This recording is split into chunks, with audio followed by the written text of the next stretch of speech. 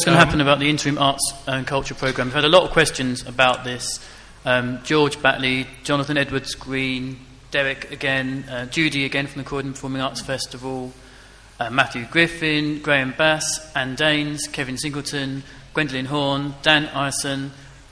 All of these questions essentially are saying what we're going to do, and I've got more on the list from today. Graham Foster, Phil Myers, Diane from Younger Gen, if we can get you to speak in a second, Lenny Zakatek, Elle McKee, Kristen Johnson, Ian Marvin. Essentially all the questions are what's going to happen in the interim. I'll bring Barbara and Mary back in a little bit to go into a little bit more detail about what their fears are and what they plan to do. But just a little quick, to give you some ideas, what can we do in the interim in Croydon when Fairfield's gone? Fairfield's capacities, as we know, he's got the concert hall 1,500, or the Ashcroft Theatre 747, this room 400 if it's standing, and all the smaller rooms around the building. Where's all that going to go?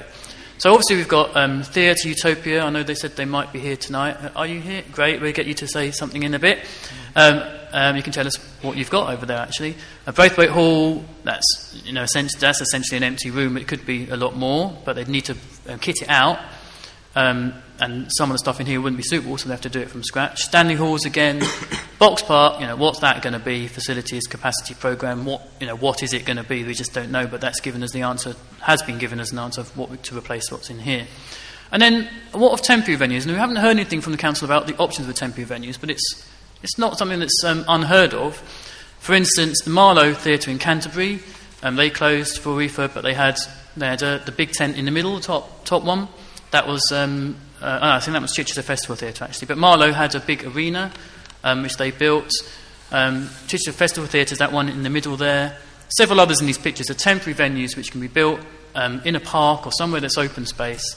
It stays there for a couple of years or even a few months of the year and then comes back on a rolling cycle. And you can put in them full-on professional facilities.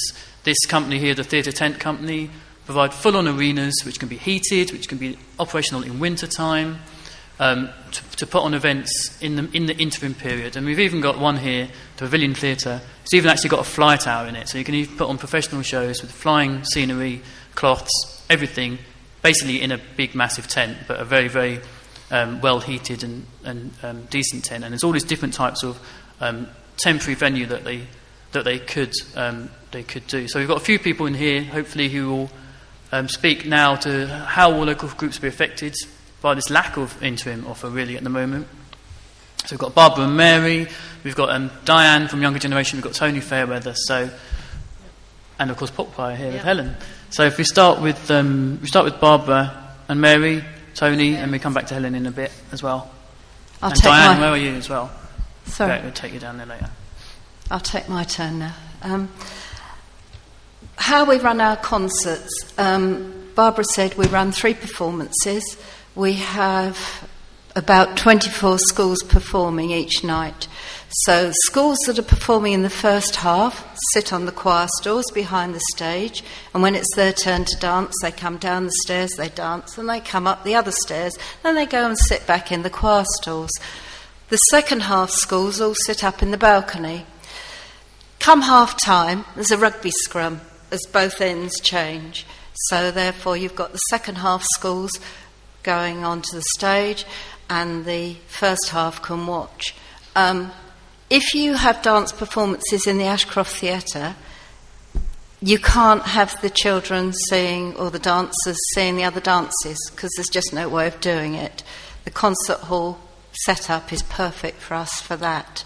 As we said, 24 schools, so 24 lots of dancers each time. Parents are coming that haven't been to the theatre before. So they come, they see the pantomime notices, they then come back with their families for the pantomime or whatever else. So many times as a teacher I've heard children that have danced here saying it's the first time they've been in the building, it's the first time parents have said to me it's the first time they've ever been to a dance performance and they've loved it. So we're gradually broadening the experience, the cultural experience of people. Consequently, there isn't anywhere else locally for us to go. I mean, as evinced by actually the Sutton schools come in and use the Fairfield Halls as well, because there isn't a venue in Sutton that works as well. And Bromley, of course, as well. Sorry, and Bromley, and the Whitgift and Trinity. I don't suppose there's anybody here from there, though. But yes, all the schools use it. I actually went to the consultation in the clock tower. I was one of the few. What was it, 140 or something that went? And I actually spoke to the Mott MacDonald man, and he didn't know we did this. He didn't know that the community used the halls. So I explained, and I said, where would we go for 2 years? And he said, the Box Park's building an arena. Are they? I mean, I've not heard any more. Mott MacDonald thinks it is, but I've not heard any more about it. So he reckons it was going to be arena a bit like the O2, sort of pop standard. Who knows? Perhaps, I'm just watching the pigs. Yes. So, something else I was just going to say. I work in probably quite an impoverished area in schools, and the tradition is that every year, Year 6 come and dance at the Fairfield Halls, and it's something that's looked forward to, and each year, it's exciting. Yes, when I get to Year 6, I'm going to dance in the Fairfield Halls. 2 years, it's not going to happen. I feel so sorry for those children. It's like a generation of dancers that aren't going to perform. And as everybody else has said, there's just no other venue locally. I mean, the only thing I could think of is trying to persuade the festival hall to let us use that, because that's the only place I can think of that's even moderately, or the Barbican, moderately similar. Well, and expensive. One of the things I was going to say is that I run Popchoir, and we put on large concerts with a lot of people on stage. I feel incredibly fortunate to have the Fairfield Halls on my doorstep, because it is a venue that we can afford. If you've got smaller groups, it's not such an issue, but where you're talking about the number of participants involved in schools' performances, and dance shows and large choirs like mine, it's a real headache trying to find a stage that has the capacity to put enough people on. And I can tell you for a fact that if you want to go to the Barbican, the last time we checked was, I think, 2 years ago, £17,000 exclusive of VAT. That's blank for just the Barbican room. That's without the dressing rooms, without any other facilities at all. £17,000. It's simply not possible for this kind of performance. The Central Hall in Westminster, where we can get about 300 people on stage, £14,500. And I know that the Festival Hall is probably £28,000 at least. And again, those places come blank. Basically, you have that's just for the room. That's before lights and sound and dressing rooms and anything else and any other facilities you want. It's not viable. We don't realise what we have. I mean, maybe, in fact, I know I'm preaching to the converted. Everyone in this room realises what we've had, and I'm sure most of you are parents who have come and seen your child sing or dance or perform in some capacity on this stage. How fortunate are we and are they? And this is what we're about to lose. It may be, I mean, if even with a phased refurbishment, the halls will have to shut for a period of time, and we all accept that. But surely keeping the halls open in one of these rooms or the other and keeping it to a minimum has got to be preferable, and it's got to be the way forward, because this is what we have here, and this is what is being thrown away. Well done. Yeah. Thank you, Helen. Is Tony Fairweather here? Yeah, I spoke to you earlier. I can't see you in the room now. Or Diane from Younger Gen. Diane, do you want to? Could you take the mic over to Diane? Oscar, where is the mic? You lost the mic. Diane's going to speak about a Younger Generation Theatre Company and how this closure, or even the lack of provision during the 2 years, will affect them.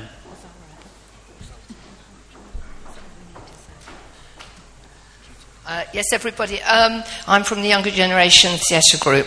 We were originally formed in 1988 following a request from one of the people at the Fairfields, Colin May, who actually said he wanted to provide young people the opportunity to perform on a professional stage.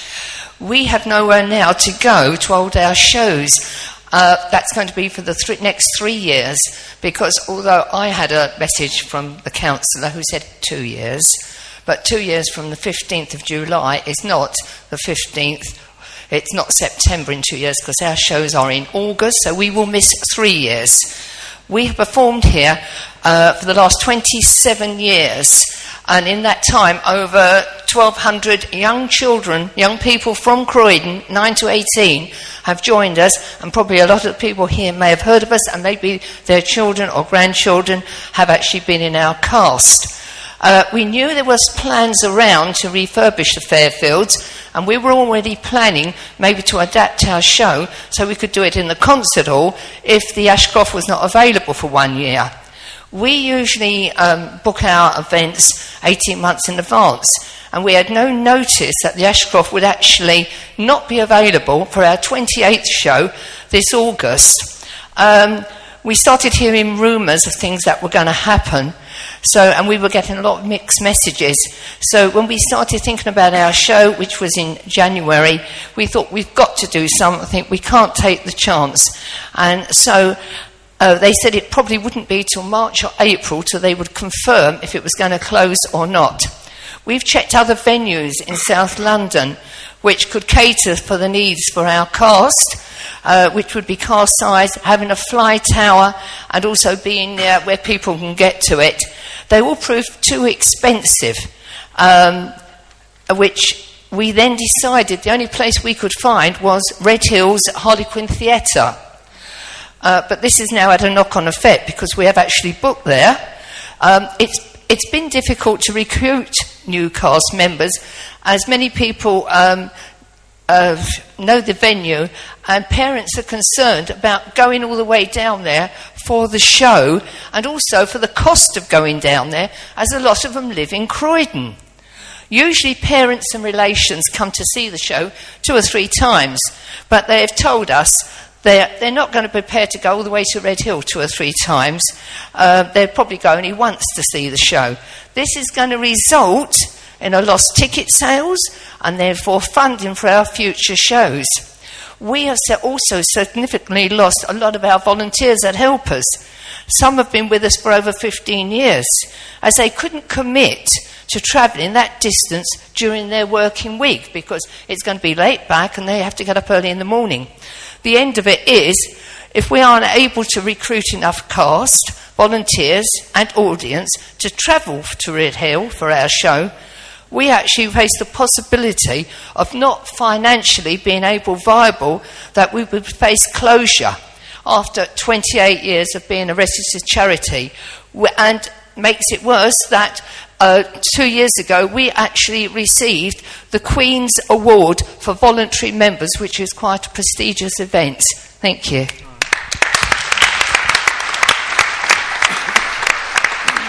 Before we go on to the rest of the panel, I know Theatre Utopia, who are down in Matthews Yard, could offer some information about what you do and the kind of things that you could offer. Where are you? If you can take the mic over there, please, Oscar.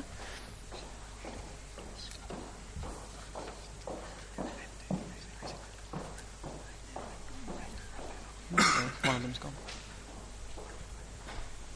Hi, we're from Theatre Utopia, Matthews Yard. It's a real shame that we don't actually have a bigger venue, because we offer 50-50 box office splits for shows, which would help a lot of people out. We're under no illusion that, we're in the same league as Fairfield Halls. We're a small fringe theatre, currently booked up to July with shows. We're kind of here because, we want Fairfield to keep going as well. And if it does close, which it looks like it will, we will be one of the only maybe 2 or 3 theatres left in Croydon. And we know that a lot of people will stop going out to see theatre and music because they won't know of the other venues.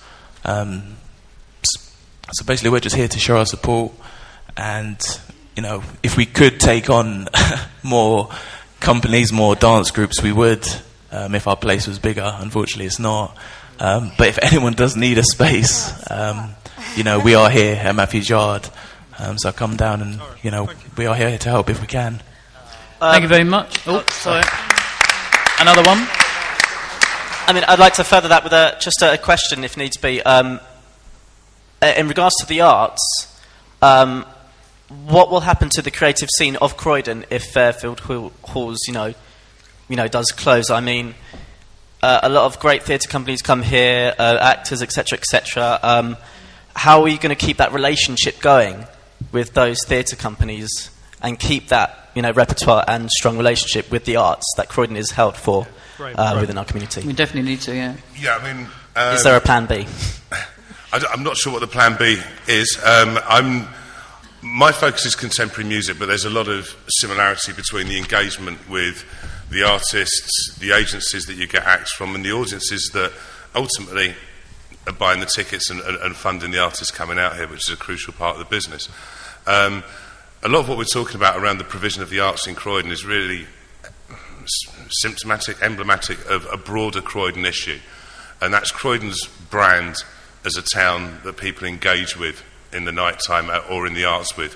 The turnout tonight is great, but when you think about Croydon as a town with a population that's greater than Newcastle, a population that on a set of census figures that wasn't too old is pretty much 50% bigger than Brighton, and the fact that we've only got one concert venue that's viable in the town for larger scale productions is pretty damning anyway, and that's damning of a longer period of time than the current administration. That's going back decades of pretty much mismanagement of the nighttime and the cultural economies in this town. With whatever's happening to Fairfield looming on the horizon, I've looked around and there are no alternative spaces to plug into in the borough, even from a flat floor space like this that holds, I think it was licensed for 450, 500 people. So even on a more modest level than the school's production, we just do not have these spaces that are equipped that you can walk into. Standing Halls is an interesting space, but it's a very embryonic stage of its business and it's not ready yet. And hopefully that for the good of the borough will develop anyway. But yeah, at the moment, if the plug is pulled on this as a facility, then there's nothing else coming in. There's no other venue operators coming into the borough. I've spoken to countless artist managers trying to bring new, exciting and creative contemporary music projects to this building. The building isn't the problem. What I get is, why would we send our artists to play in Croydon? I've actually had Croydon as a toxic brand thrown at me in one delightful conversation. Or it's just simply, it's easier to put the artist on in the centre of London, where they can pull from all around. People historically hype Croydon's transport connections. I can be in London in 10, 12 minutes, I can be in Brighton in half an hour. It's time to turn that around and say, well, Croydon is that easy to get to. But to do that, you need to keep the continuity with the professional bodies and with the audience. Yeah? I think for anyone who doesn't, I mean, just in case there are people who generally have no understanding of how the arts, I mean, you may be patrons and enjoy coming to see it, but from a professional point of view, when theatre productions and music shows tour, they have a tour route.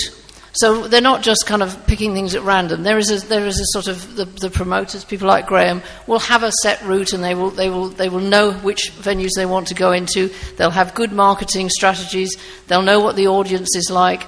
So the people who are coming to Croydon already have all that in place. Once they're gone from Croydon, once we shut this down and they go somewhere else, and there's no sign of it opening because it's actually got the hoardings up. So it's not phased, so they don't think it's just temporary. It's shut. It could be 2 years, could be 4 years, could be 6 years, 10 maybe. Once that happens, they will go somewhere else.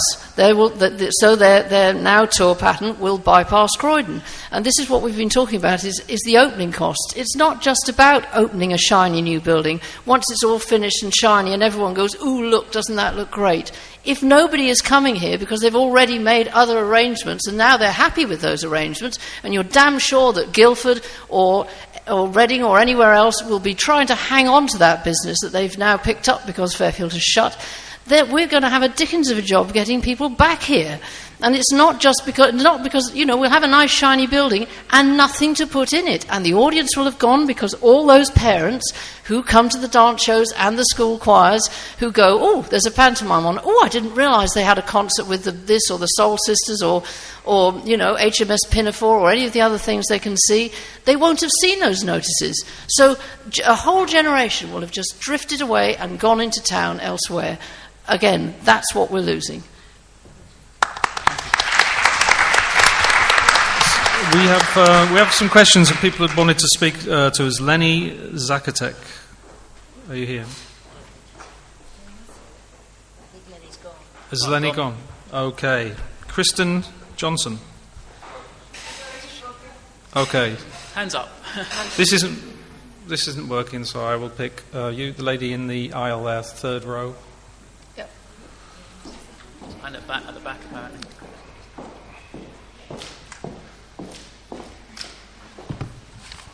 I think for me the first question is, what is the premise of what a council is supposed to be, and that is to think about their constituents and what their needs and wants are.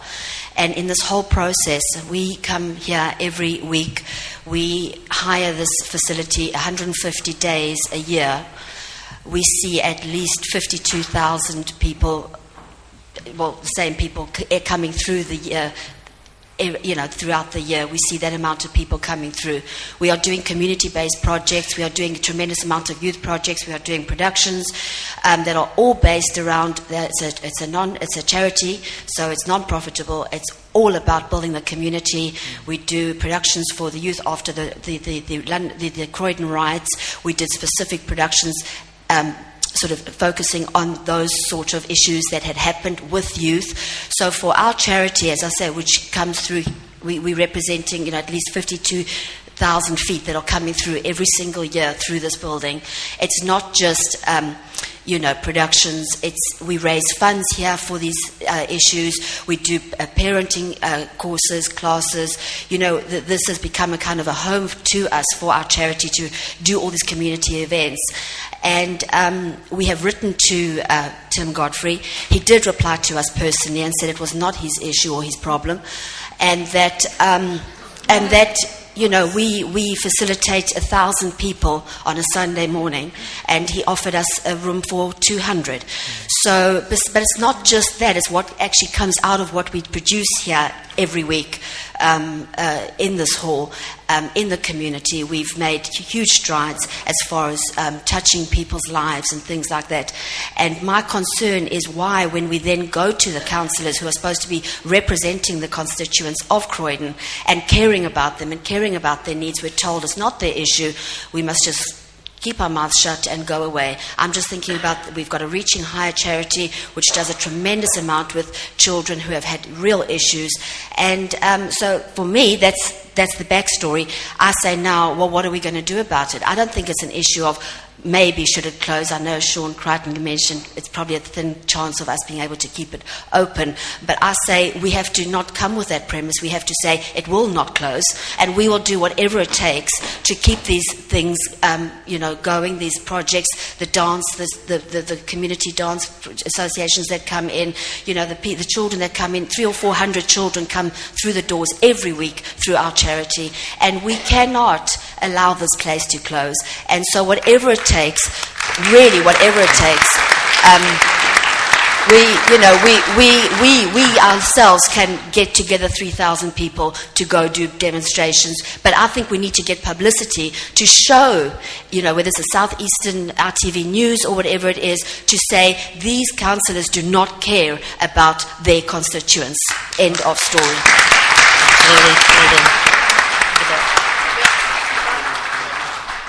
We have one at the back, though.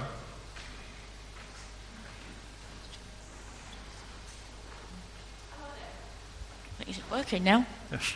Can you hear me? Oh, you yes. Can. Yeah. Barbara Johnstone, long-time Croydon resident. I've been listening to what everybody's been saying, and I fully endorse what the lady said earlier about the loss of jobs and also the stewards not being around anymore. But one thing that wasn't mentioned, but has been slightly referred to recently, is the audience going. People like myself that have been coming here for years and years. I go back to 1962 when I saw the first play performed here. And, all right, we could start going to Bromley and Sutton for a while, but you're going to lose people because people don't come back. If they really get to like it somewhere else, they prefer to stick to that. Absolutely. Yep, So what's going to happen to people like myself and many people at different ages that have been faithful over the years and really enjoyed coming here? What will we do? Where will we go? Yeah, exactly. So that's something they should think about. Yeah. Thank you very much. Thank you.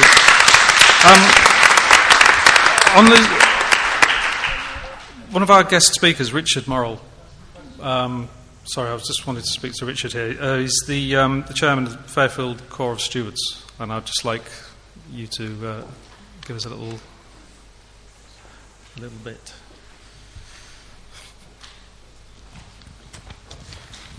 Oh, good evening, everyone.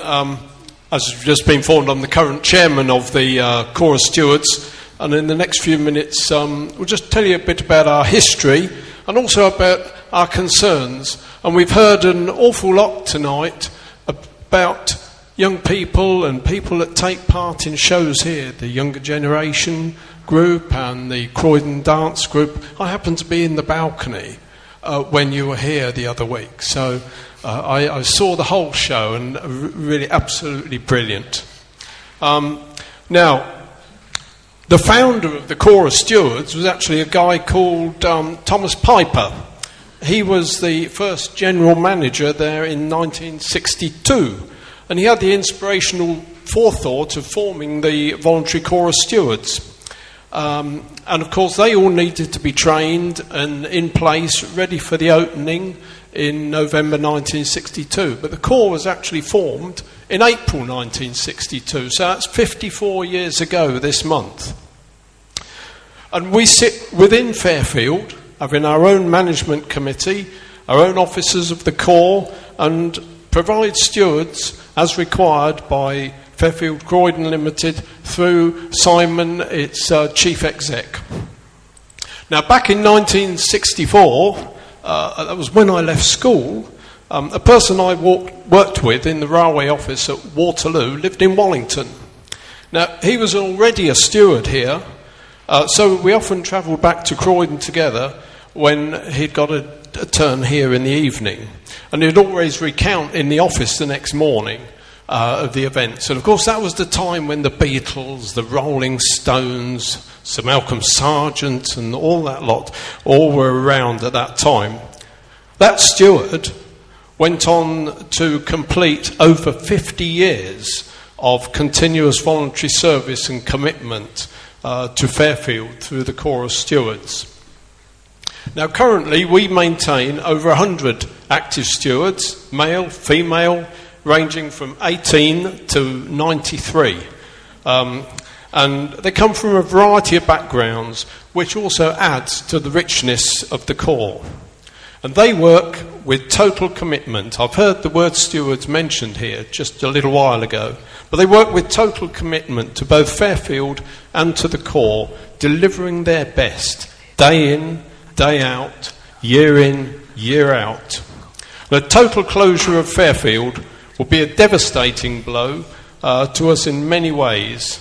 And as a committee, a management committee, we're really treading waters at the moment, uncharted waters, as regards our future, if indeed we have a future at all, especially as if a commercial operator is appointed who may see no benefit in having a team of voluntary stewards.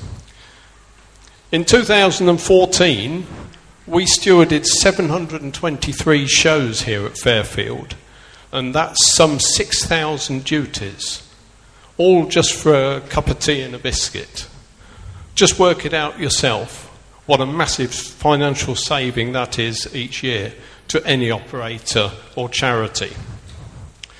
But it's not just the financial benefits that are important. It's the very fact that these stewards are people who want to give something back to their local community, and they do it through stewarding. And it's about feeling valued and meeting patrons from a variety of different traditions. To our older stewards, the social contact, the friendships made is so important to them in maintaining a healthy lifestyle and positive outlook on life. For the younger ones, it is seen both as getting a foothold onto the entertainment world, something of a voluntary nature to put on their CV, and also the opportunity to personally develop their own life and social skills here in the adult world. All this is now at risk. We look after our volunteers and stay in contact with those who are sick, and those we are continually responding to needs within the Corps in the development of outside activities on its social side, and how to maintain those links after the closure of the halls. Fairfield plays a big part in our stewards' lives, and it is hoped that when it comes to the crunch, the financial and community value of having the asset of a dedicated team of voluntary stewards in whatever form will be realised. Thank you. Okay.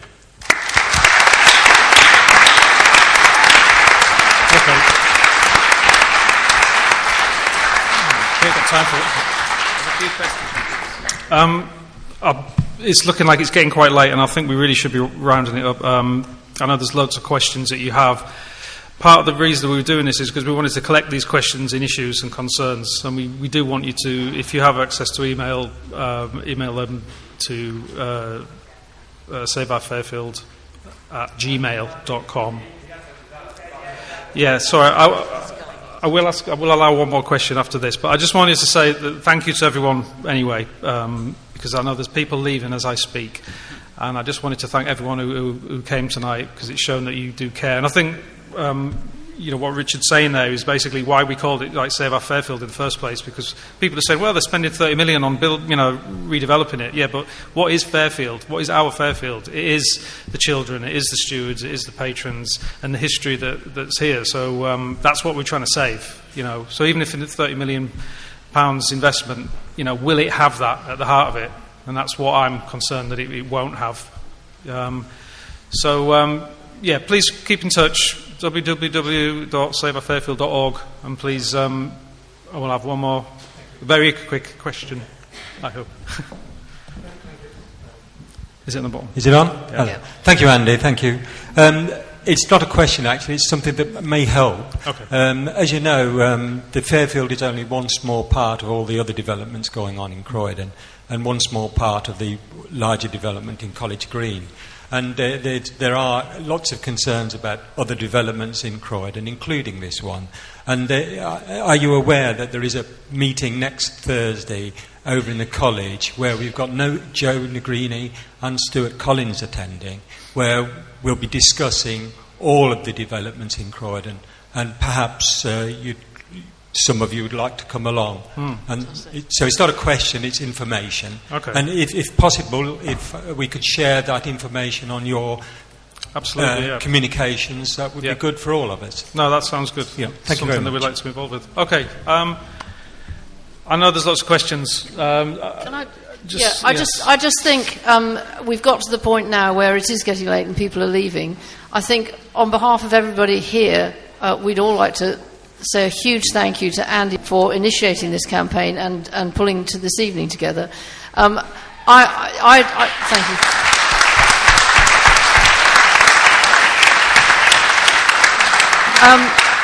We weren't sure how many people would come, and we weren't sure how the evening would go, but it seems to me that overwhelmingly we are preaching to the converted, and I hope that those of you who came who weren't quite sure why we were launching a campaign against what looks all so lovely on paper, and if you go onto the council website, all the questions and answers seem so fantastic.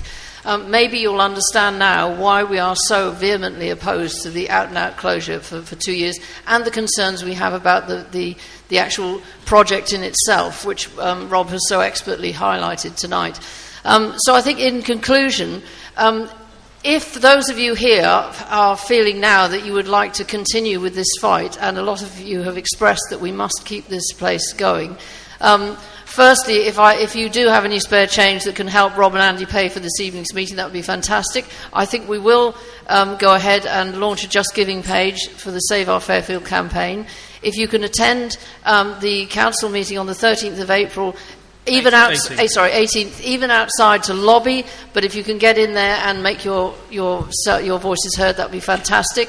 If you can write to your councillors, that would be amazing. If you can get your friends and neighbours to write to the councillors, that would be amazing. And then when you get the standard letter back, if you could write again, that would be fantastic. If we can keep this momentum going, maybe attend the meeting that this gentleman's mentioned next week at College Green, which was the... what date? Next Thursday, so that's the 14th, yeah. 14th, next Thursday in the college. So there's obviously lots of opportunities now. If each of you can galvanise 10 other people to come on board, and if you haven't already signed the Save the Fairfield campaign, please put your signature down, because then we have your email address, and that's the thing to do. Get other people to sign it, because then we can contact everyone via email. You've all made some amazing points tonight. We've heard some fantastic speakers, and it's humbling to be in the presence of so many people who care so passionately about the same thing that we do, and I think we're all really, really grateful for that. And the panellists have been fantastic. Rob's presented brilliantly tonight, and I think we'd probably just like to say thank you very much indeed for coming and for your support. Yeah.